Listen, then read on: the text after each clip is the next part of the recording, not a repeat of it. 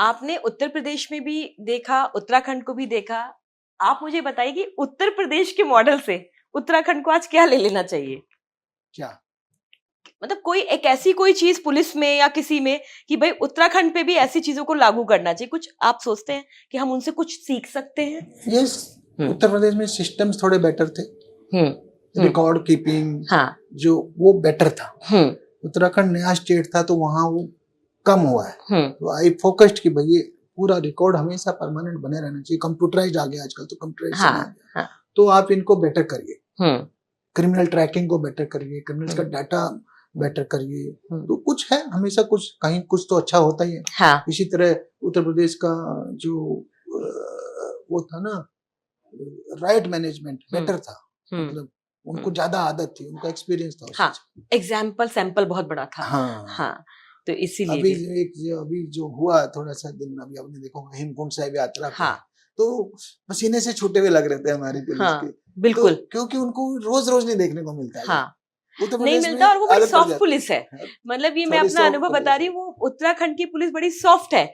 जबकि कहते ना उत्तर प्रदेश और हरियाणा पहुंच जाइए, आदमी एकदम पुलिस वाले को देख के कहता है कि सॉफ्ट आम आदमी के लिए, क्रिमिनल के लिए सॉफ्ट। अच्छा, हाँ, क्योंकि अभी तो ऐसे केसेस भी आए कि पुलिस वालों ने पब्लिकली क्रिमिनल्स को पनिश किया है। मैं कह रहा हूँ क्रिमिनल्स के लिए उत्तराखंड पुलिस सॉफ्ट नहीं। सबसे बड़ी बात हमने रखी उत्तराखंड पुलिस में कि हमारा वर्कआउट रेट बहुत हाई है। इनकाउंटर नहीं करते, पर हम जेल जरूर भेजते हैं, सजा दिलाते हैं।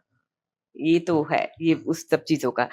और आप एक लेखक भी हैं, और मैं इससे पूछने इसलिए चाहूंगी क्योंकि आपने अपनी किताब के लिए बड़ी प्यारी बात कही, खाकी में इंसान, कि ये मैंने दिल से लिखी है और बाकी किताबें दिमाग से लिखी गई हैं। तो एक लेखक के तौर पर अब क्या नया लेकर आ रहे हैं आप, जो आपको लगता है, क्योंकि आपकी इंटरनल सिक्योरिटी को लेकर के 8 वॉल्यूम्स आए और वो हाई रेटेड है, स्टूडेंट्स के काम आ रही है, यूपीएससी में पढ़ी जा रही है, अब नया क्या?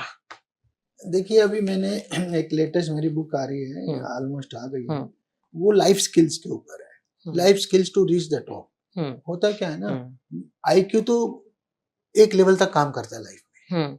आईक्यू जो है ना, आपको एग्जाम में अच्छे रिजल्ट दे देगा, मे बी सिलेक्शन भी करा देगा, बट सिलेक्शन के बाद आपको टॉप पे कैसे पहुंचा जाता है, वो आईक्यू नहीं कर सकता अकेला। अभी ईक्यू का रोल शुरू होता है, इमोशनल क्वेश्चन। हाँ, इस पे काम करना चाहिए। तो ये जो लाइफ स्किल्स है ना, आपका ईक्यू कैसे बेटर हो, आपकी टाइम मैनेजमेंट कैसे बेटर हो, आपका स्ट्रेस मैनेजमेंट कैसे बेटर हो, ठीक है, आपका एटीट्यूड कैसे बेटर हो, तो उस पे फोकस है इस किताब का। तो ये मेरी बुक अभी जो है एस चांद ने छापी है, तो ये आ रही है मार्केट में, सबको पढ़नी चाहिए। बिल्कुल, मैं तो कहता हूँ जो खासकर जो IIT टाइप के लोग, उनको जरूर पढ़ना है, क्योंकि वहाँ खाली एफिशिएंसी पे फोकस है। लाइफ स्किल कोई सिखाता ही नहीं। फिर अब जब लाइफ के समुद्र में आते तो अचानक घबरा जाते हैं। तो वो लाइफ स्किल्स का सीखना बहुत जरूरी है, और वो किसी भी ऑर्गेनाइजेशन के जरूरी है।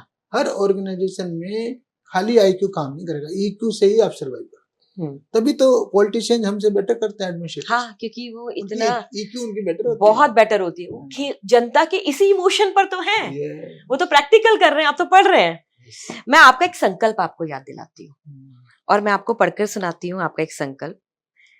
आपने बोला था कि उत्तराखंड बहुत सुरक्षित जगह है, यहाँ आप रात को लड़कियों को गाड़ी चलाते हुए देख सकते हैं, मगर यहाँ पर अंकिता भंडारी भी होता है। यहाँ पर आप देखते हैं कि अब ट्रैक से लड़कियां गायब हो जाती है, पुलिस असफल रहती है। बहुत सारे मामले आप खुद देखते हुए कैसा होता है। आपने 112 नंबर डायल पे भी बहुत जोर दिया। मुझे आज आप ये बता दीजिए कि आपके इस संकल्प को आज आप कैसे पूरा करवाते हुए देख सकते हैं? नहीं, देखिए, ऐसा नहीं है, उत्तराखंड सर्टेनली बहुत सुरक्षित है। Crime compare to UP etcetera बहुत कम है वहाँ पे, ठीक है, परंतु क्राइम जीरो कहीं नहीं होता, कहीं नहीं होता और कभी नहीं होता। क्राइम कभी खत्म ही नहीं होता, जीरो कभी नहीं होता। जीरो नहीं होगा। अगर आप बात करें इवन रामायण और महाभारत, क्राइम वहाँ भी है। क्योंकि मैं तो खुद देहरादून में बहुत लेट गई हूँ, वो भी तो क्राइम है, किडनैपिंग हो रही है। तो क्राइम जो है जीरो कभी नहीं होता सोसाइटी में। सोसाइटी में डेलिंक्वेंट लोग, नेगेटिव लोग 1-2% हर समाज में होते हैं, परंतु ये सच है कि आप देहरादून गए हो, खुद गए हो, बहुत आराम से वहाँ कोई आराम से लोग रात के 12 बजे भी किसी रेस्टोरेंट से निकल के अपने घर जा लेते हैं लड़के। हाँ, तो ओवरऑल सिक्योरिटी सिनेरियो बहुत अच्छा है। इंडिविजुअल क्राइम किसी के साथ भी हो सकता है, आप जानते हैं उसकी बैकग्राउंड होती है बहुत सारी चीजों की, और बहुत सारी बिना बैकग्राउंड के भी होते हैं, एकदम रैंडम क्राइम। हाँ, हो गए भाई आज अकेला जा रहा है, जा रही है और अचानक से कोई आके लूट करके ले गया, हाँ, प्योर रैंडम क्राइम, राइट। तो आपकी कोई गलती नहीं है ना। और कई बार क्या है कि परिस्थितियां होती हैं, आपका कोई बैकग्राउंड है, कोई झगड़ा है, कोई है ना, कोई राइवलरी है, कोई फॉलो अप है, कोई ब्रेकअप है, कुछ ना कुछ ये सब चल रहे होते हैं। ये तो फिर है। तो और वहाँ बहुत स्टूडेंट्स हैं, यूनिवर्सिटीज हैं, स्टूडेंट्स तो लाखों में है। हाँ, छोटा क्राइम बड़ा भी बन जाता है। तो इसलिए वो तो सोसाइटी में मैंने कहा ना, जब 1-2% तो डेलिंक्वेंट हर जगह होता है, किसी को मनचाही चीज नहीं मिली मान लिया तो कुछ लोग तो सबर करके बैठ जाएंगे, किंतु कुछ लोग कहेंगे नहीं मैं तो नहीं छोड़ूंगा, तो क्राइम पे आ जाते हैं। तो वो ह्यूमन साइकोलॉजी है और उसको जीरो करना असंभव है।